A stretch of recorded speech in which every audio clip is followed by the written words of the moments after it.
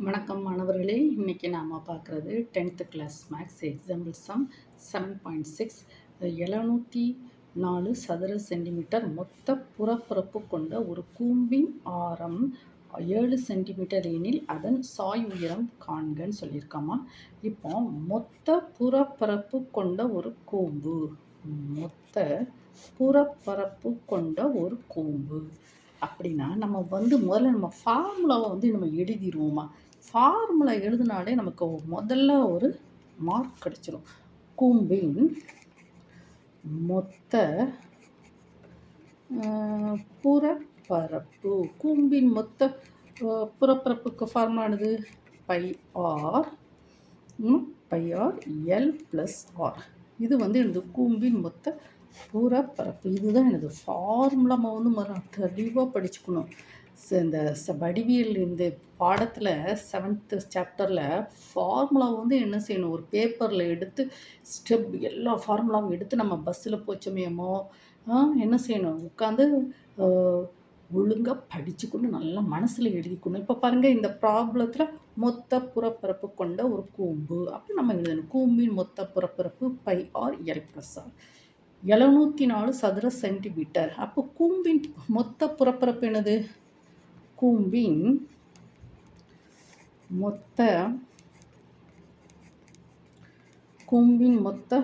புறப்பரப்பு equal to கூம்பின் மொத்த புறப்பரப்பு எவ்வளவு? 704 சதுர சென்டிமீட்டர். ஓகேவா?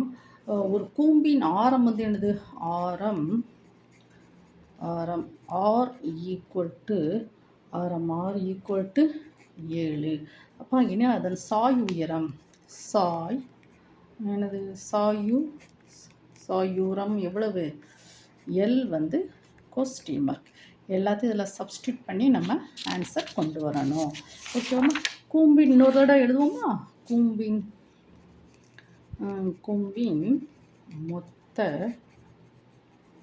மொத்த புறப்பரப்பு that is equal to pi into L plus R. மொத்த புறப்பரப்பு 704. பையோட வேல்யூ 22/7. ஆரோட வேல்யூ 7. L plus R. ஓகேம்மா?